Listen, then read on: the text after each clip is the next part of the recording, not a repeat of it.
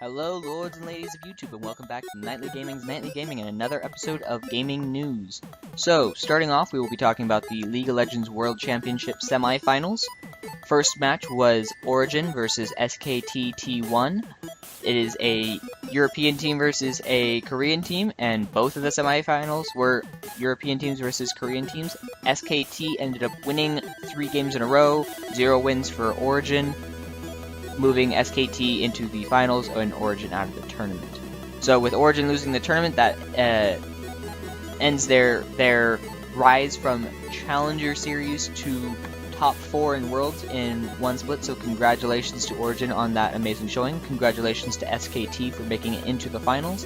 On another note, we do also have to talk about the fact that Xpeke, the longtime mid laner that has been around since the beginning of pro play, is going to be retiring from professional play. He's going to stay with the team in some sort of official capacity, but not as a actual player on the team.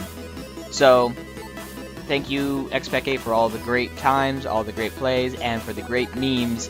Now, backdooring will never be known as backdooring, it'll be known as Xpeke. But with that, moving on to Game 2. Coup Tigers versus Fnatic. So Fnatic was the favored team to win coming into this, but Coup Tigers won 3-0, taking Fnatic out of the tournament, with Coup Tigers moving on to the finals, which is going to give us a all-Korean World Championship. Fnatic still played great, they still made it to the top 4, congratulations to Fnatic, you guys have nothing to be ashamed of. Especially after your very humble walk around the stage, bowing to every single side, acknowledging your fans. You guys were clearly emotional, but thank you for doing that for your fans and acknowledging them, and hopefully you will do just as well, if not even better, next year. But with that, we are going to move on to a different news story, which is Total War Warhammer, developed by Creative Assembly and published by Sega, doing some horrible pre-order DLC nonsense. So it's a Total War game based in the Warhammer fantasy universe, and there is a major faction called the Chaos faction, which is essentially the big bads, and they are now locked away behind either pre-order and or you pay day one as DLC. So I don't like pre-order culture to begin with. I feel it's harmful to the game industry as a whole.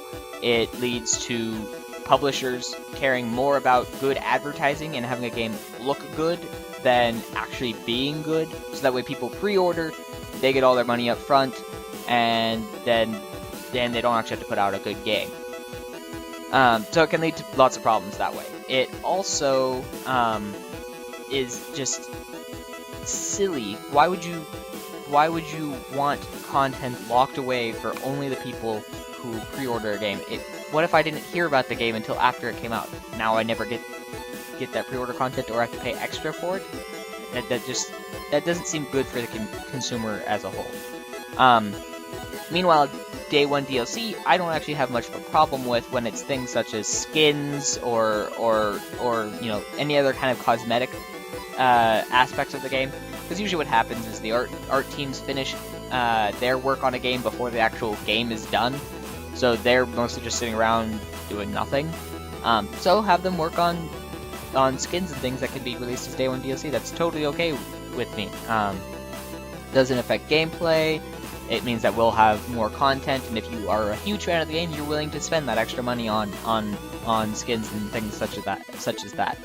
What I have a problem with day one DLC is when it's a major gameplay element.